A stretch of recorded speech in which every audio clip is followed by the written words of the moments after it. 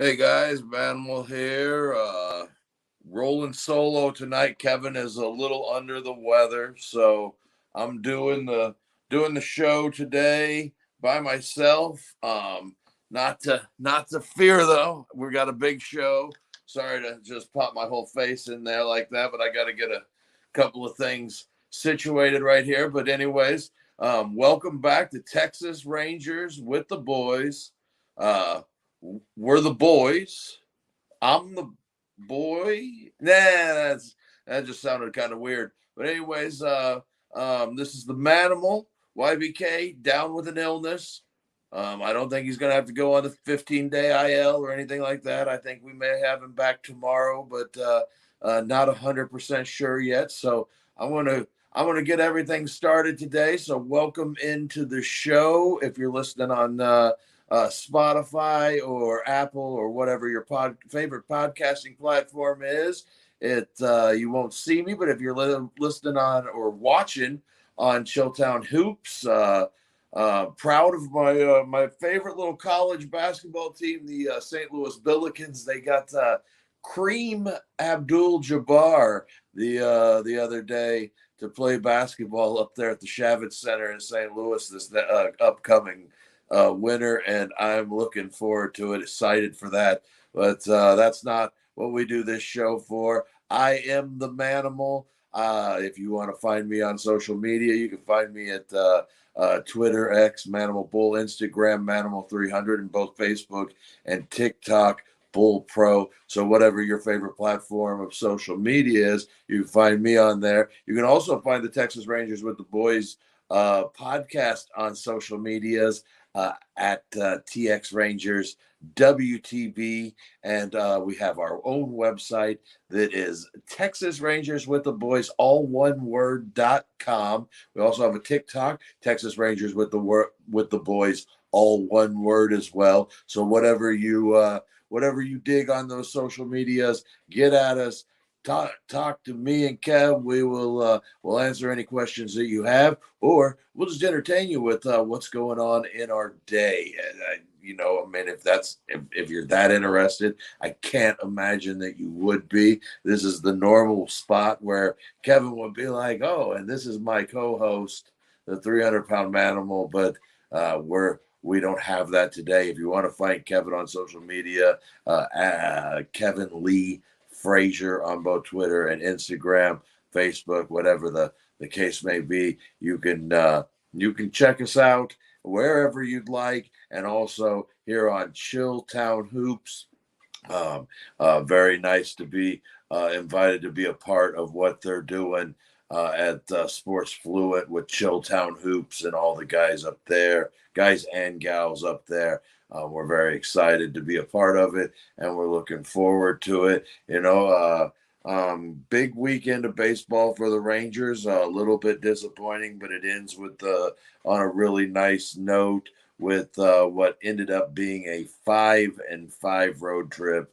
And over that course of that 17-day and 17 games and 17-day course, they ended up going 8-9, which not too bad, especially with the fact that they had a road trip that ran through Houston, Detroit, and finished up with the powerhouse Atlanta Braves. Not too bad. I'm not going to get into everything too much today. With an off day today, the Rangers, we'll have some time to talk more in depth about the box scores tomorrow when Kevin is back. So we'll talk more about that tomorrow. But today, I'm just going to get you kind of lined up with everything that's happened over the weekend since we've been here, since we've been back, since we've been gone. Overall, I mean, like I said, the Rangers lose 2 out of 3 to Atlanta to finish off a 5-5 road trip. 8-9 overall in the last 17 games over that 17-17. They've got an off day today. Seattle comes into town, so we're getting close there. We're gonna play Seattle a handful of times. They're just a half game out right now in the American League West after they split a doubleheader with the Rockies. So the treading water, doing what they need to do. Really, I mean, if you ask me, that's kind of what the expectation was to kind of try and go 500 through the first course of the year and keep themselves in a position to where they're right there in that playoff chase. And so far, that's kind of what's happened. The Rangers have done just that. The Rockies right now, they're 11-11, and the Rangers are 12-11.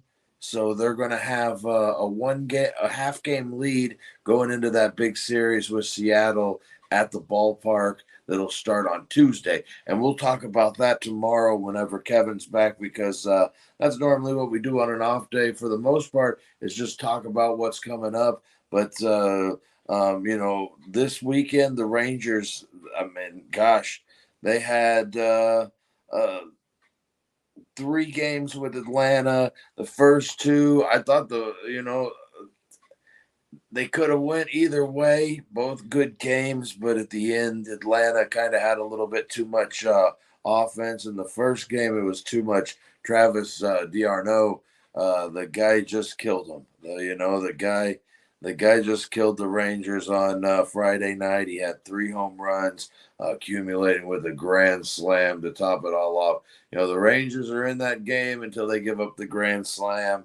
But before we get into that, the Rangers over the weekend, they did make some moves. You had Jack Leiter sent down with Owen White coming up basically for an arm in the bullpen over the weekend. I don't believe the Rangers used Owen White over the course of the weekend. And they did some different things over the course of this weekend. Man, they used that pitching staff in a whole new way, something that I don't think I've ever seen, not in the playoffs before. Using John Gray out of the bullpen to throw his regular bullpen day in an actual game. You don't see that very often, but the Rangers have been struggling with help in that bullpen, and that was kind of huge. Overall, the Rangers don't have a whole lot of pieces healthy in the minor leagues right now that can come up and help them out. That's the guys down there that are healthy and that could help. I mean, you got Jonathan Hernandez, who's coming back from an injury that may be healthy. Yeri's got to be down for another 12 or 13 days because he just got optioned. He wasn't good at the big league level, hasn't been good back down at Round Rock since he's been back down there. So, I mean, you got lots of question marks at pitching. Mark Church, Antoine Kelly. I know a lot of people are asking, where are those guys? Well, they're on the 7-day IL. So basically what the Rangers have is what the Rangers have on the 40-man. There's some guys that might be able to help with some major league experience that the Rangers just signed a couple of days ago that we'll talk about on the Down on the Farm show for some depth. But overall, I mean, the Rangers right now, they're just trying to get through what they have, and they've made some different moves to kind of get in that situation. And this off day will help a whole bunch, especially with Yates and Robertson throwing multiple, more than one full inning yesterday night in the win over Atlanta to even up that road trip and get the Rangers back over 500, because so far in the Bruce Bochy era, the Rangers have never been under 500. So that's quite the feat now that they're going on 2 opening starts and 2 opening day wins now and all of that. So quite the feat so far in 180 plus games now as the manager to be over 500 in that full time. But yeah, they've got a tough stretch coming up with the Mariners this week, but we'll get into that more as we go. I don't think that they had any other moves outside of Nathaniel Lowe coming off of the DL or the IL. That ends up sending Jared Walsh to the waiver wire. He's going to be designated for assignment So all 30 teams will have, or all 29 other teams will have a chance to sign Jared Walsh or make a trade with the Rangers to get Jared Walsh. I don't know that that's going to happen. He could clear waivers, and for all I know, he could be sent to AAA Round Rock, but he doesn't have to accept that assignment. He can elect free agency. He's been in the league long enough to where that's a case for him. I don't exactly know if anybody's going to pick him up.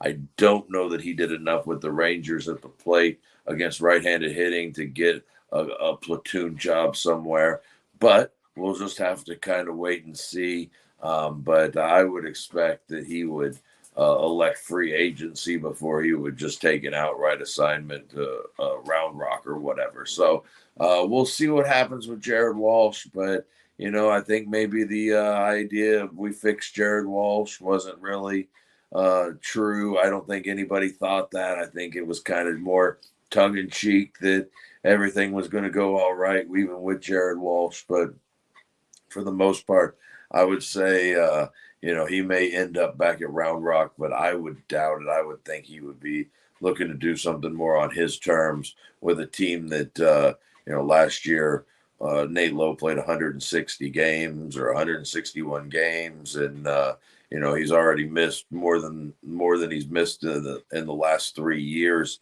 with the Rangers just this year. So I wouldn't expect him to want to do that again. So. I would say Nate Lowe probably plays every day in as long as he can stay healthy. And Jared Walsh, there just really isn't a spot left for him on the squad when that's the case.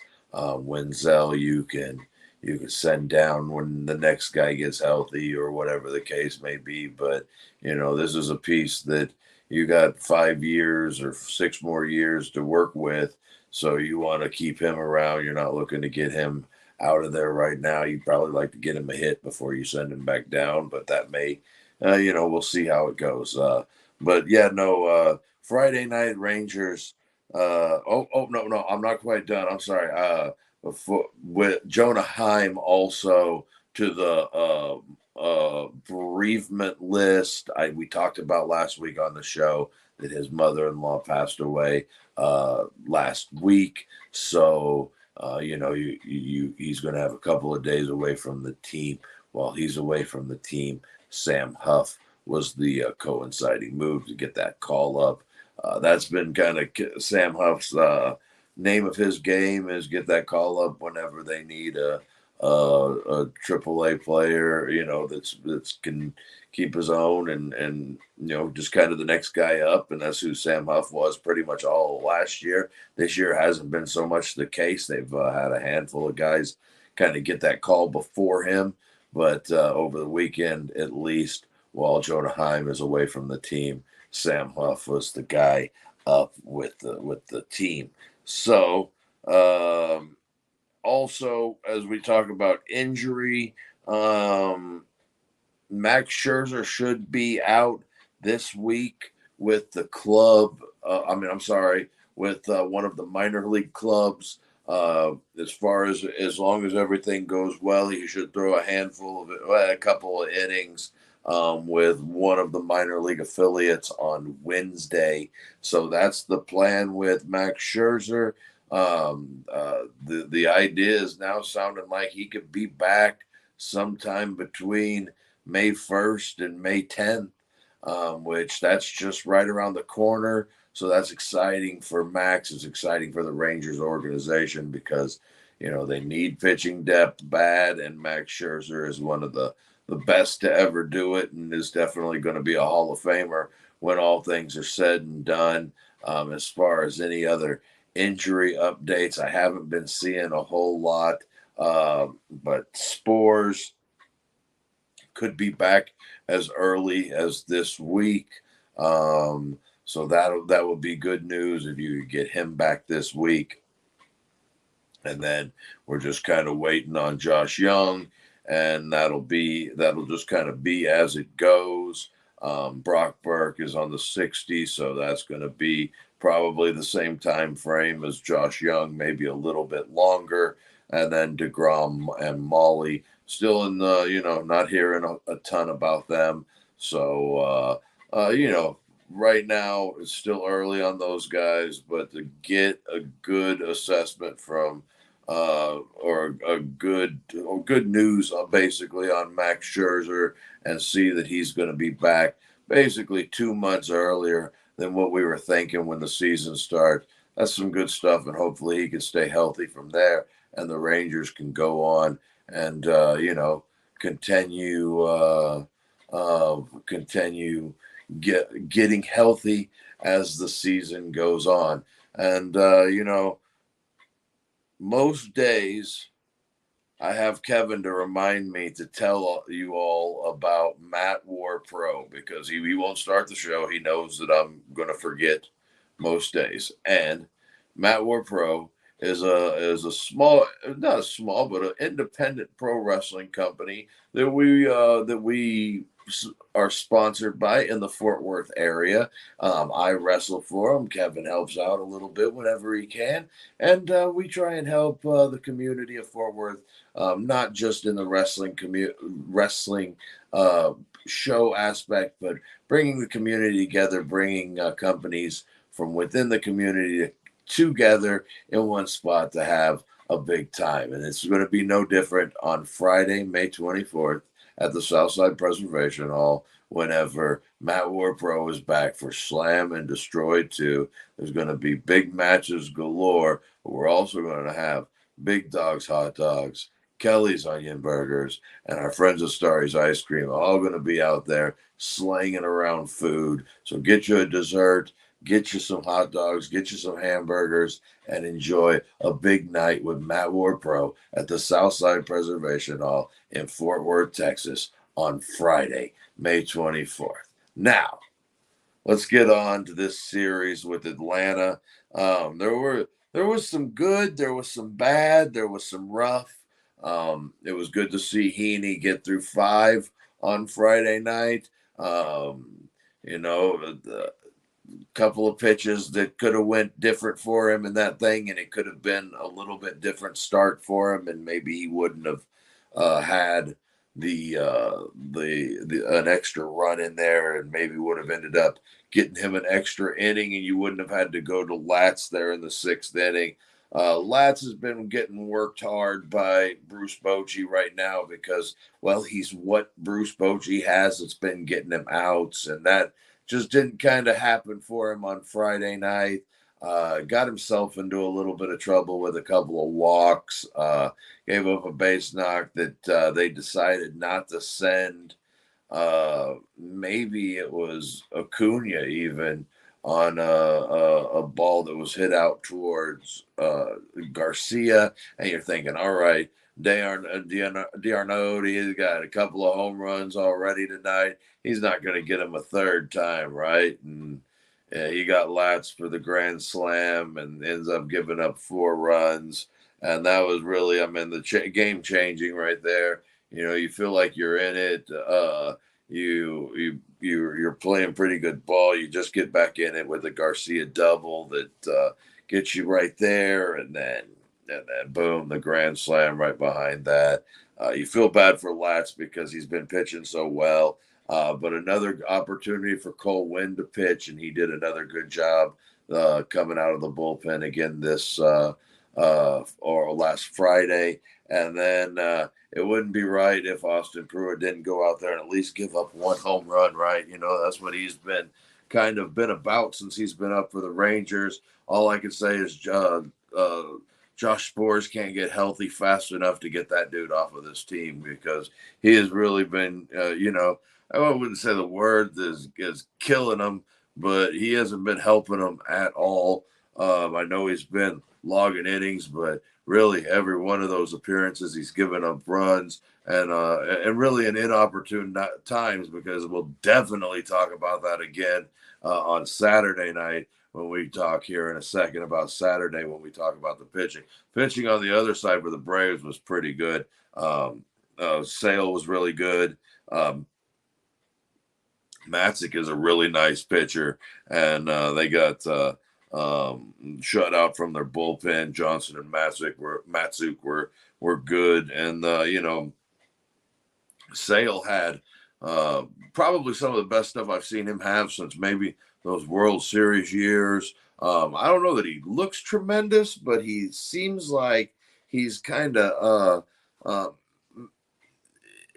probably the best he's like physically he's looked, but like just kind of in like seeing him, you're like, I don't know if he looks that great. But me and Kev, maybe I'll run that off of him. We're going to talk more about these box scores tomorrow night. I'm just kind of giving you a little breakdown, trying to get this thing done here in maybe 30 minutes tonight. So we'll see what happens. Not a ton going on. The Rangers did have 6 hits. Like 8 base runners, something like that, 7 or 8 base runners, 7 base runners. Had some opportunities. Garcia, 2-run double there. Simeon had the home run to lead the game off. You're feeling pretty good about that, but the Braves, they came back, answered right back. I thought Heaney kind of got squeezed a little bit there in the first inning, but that's not an excuse, but it really did kill him on pitch count in that first inning, because if he gets a strikeout of Acuna Jr. right there instead of walk and then getting into some base hits, and ended up getting punished a little bit by Ozuna, but it probably should have never made it that far, but that's the way the game of baseball goes occasionally. And for Heaney, Acuna is going to get that call over Heaney, and unfortunately that happens sometimes. And I thought that kind of started the game off a little bit rough for Heaney, but he got him through 5. The Rangers got back into that game and tied it back up after Heaney had given up the home run. But then the 4th spot in the bottom of the 6th after they came back and tied it up was really that was the clincher. I didn't feel any reason more to say, hey, anything more than just that that was just kind of some rough stuff there for Latz, and d'Arnaud got him, and the Rangers ended up losing that game 8-3. Like we said, Pruitt an extra home run just for good measure on Friday night. And then Saturday night, I'm feeling pretty good about having Eovaldi throwing on Saturday night. Just got done watching the Astros blow a lead to the Nats in the 9th inning. So, thinking, hey, we get another win here. Everybody's been kind of losing. The Reds have been beaten up on the Angels. And then, the only team that's anywhere close to the Rangers is playing the Rockies. So you got to, you need to win some games, take 2 out of 3 here. I thought the Rangers might be able to do that, especially with Eovaldi on the mound Saturday night. But, he ended up having a rough go. He did a Houdini act in that first inning, though, to get through that first after he had loaded the bases with nobody out, and he was able to get around that. But then he got tagged for 3 in the 2nd inning right there. That pitch count kind of got out of control, and he settled in. He worked into the 7th inning, 6th inning for sure. Worked into the 6th whenever it looked like he might not even get you 4.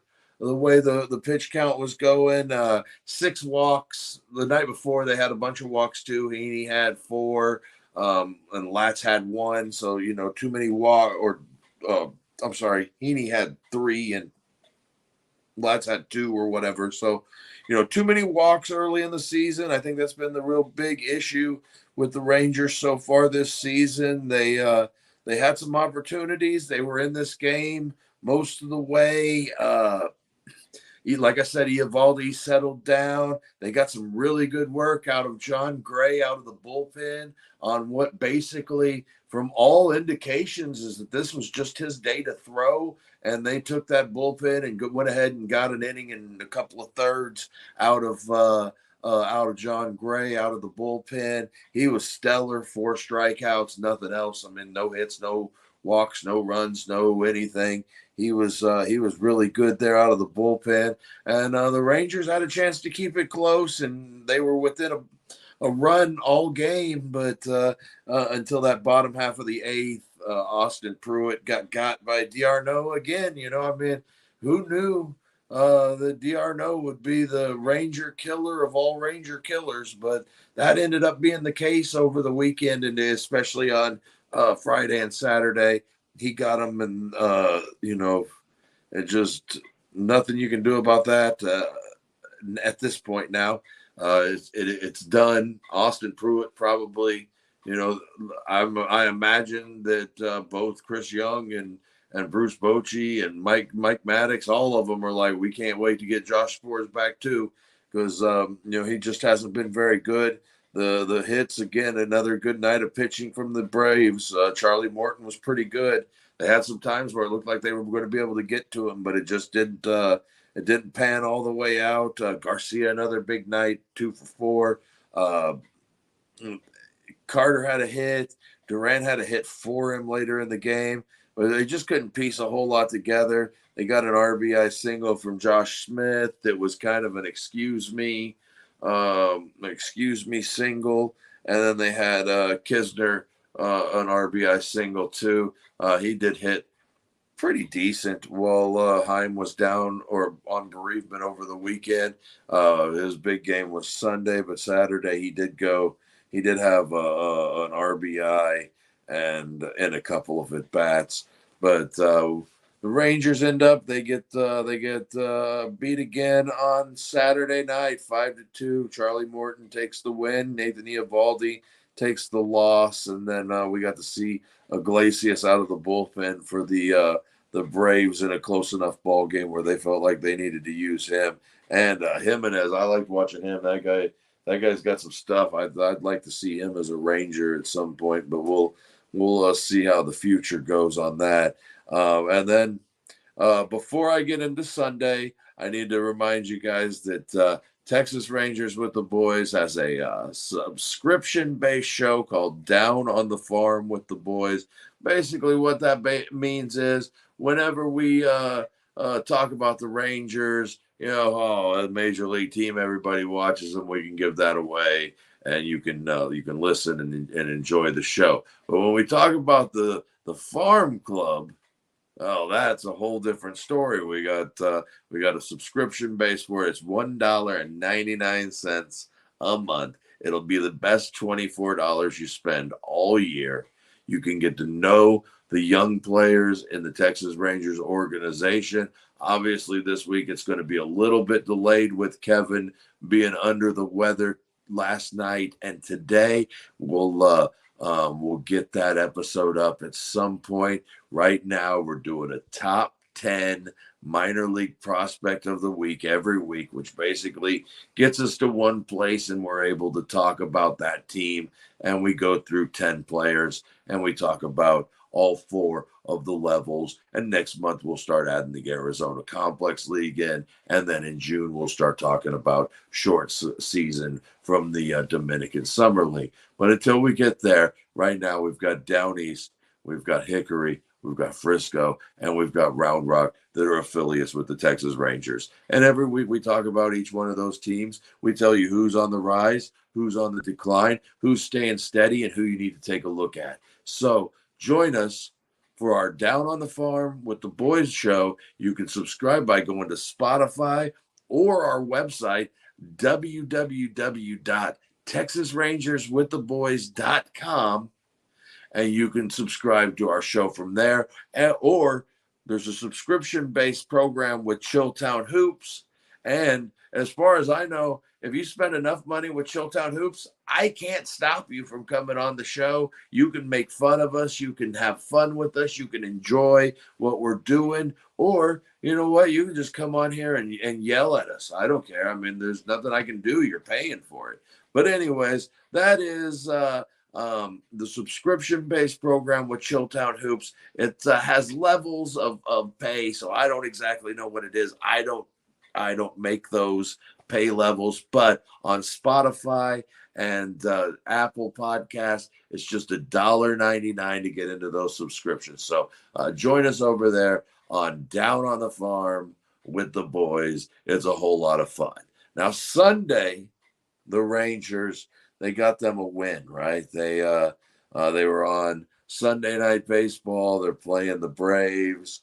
They've got Michael Lorenzen making his second start of the season, and the Rangers are facing a youngster.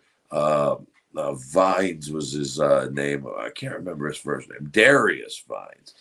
Darius Vines, who had a pretty good start to the ball game. The Rangers finally kind of caught up to him and ended him with basically the home run ball.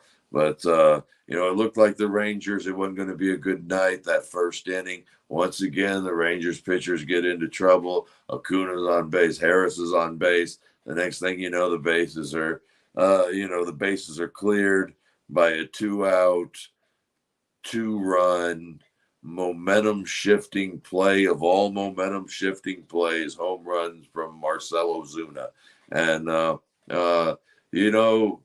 really Lorenzen kind of fell behind there, tried to throw a get me over slider, and it hung up there in the strike zone, and Marcell Ozuna hit it about 440 to center field. But after that, Lorenzen, kind of the same thing as Eovaldi, really worked his way into the game. He didn't have the same amount of walks, only three walks up against 7 Ks. He just had the 3 hits that he gave up. Really, Lorenzen, once he got into the game there, once he settled into the game there after that home run to Ozuna, there wasn't a lot happening against him, and he was really solid.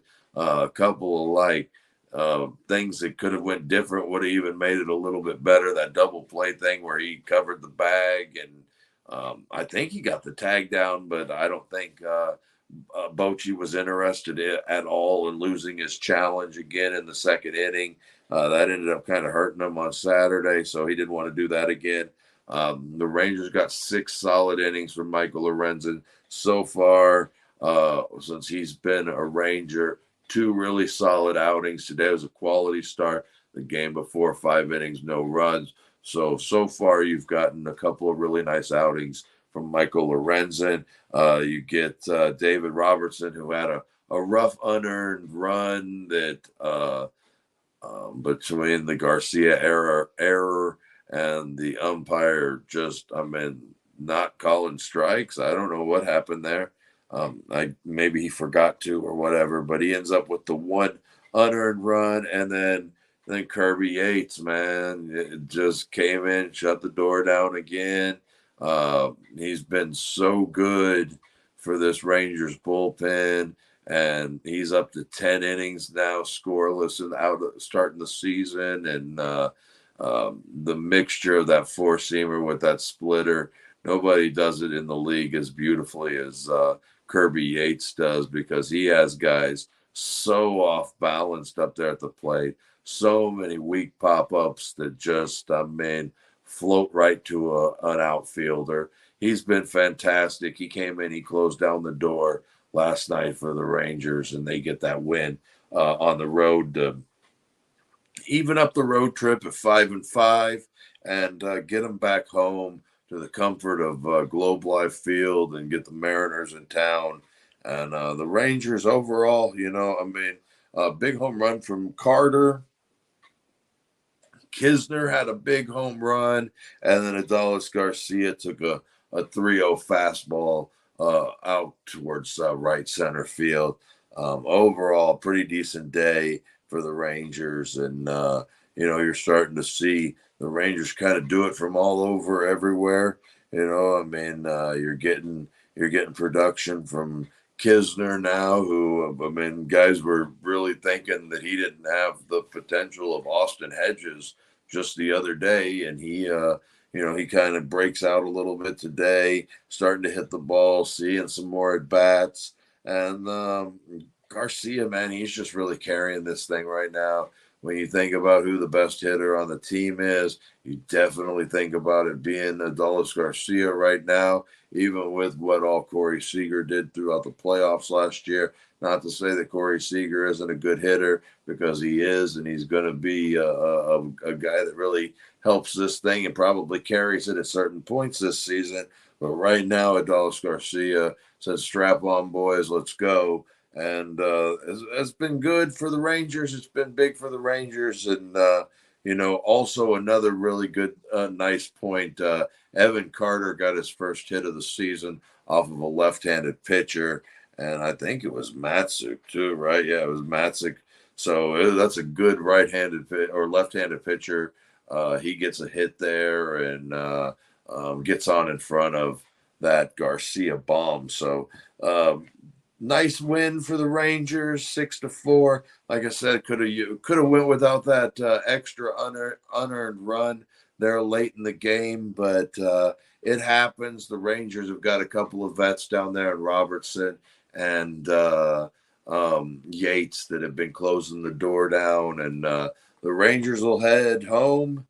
They've got an off day today, and then on Tuesday they'll be right back with the Mariners, and they'll see Logan Gilbert, and he's a really good pitcher, and the Rangers will counter that with Dane Dunning, who started the season off 2-1 so far with a 3.91 ERA. So join us, tomorrow, and we'll talk all about Tuesday. We'll probably even preview this again since we have a day off. So we'll probably talk about Tuesday and Wednesday.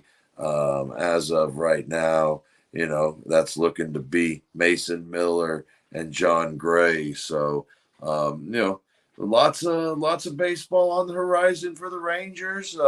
Kevin and I will be back to talk about it on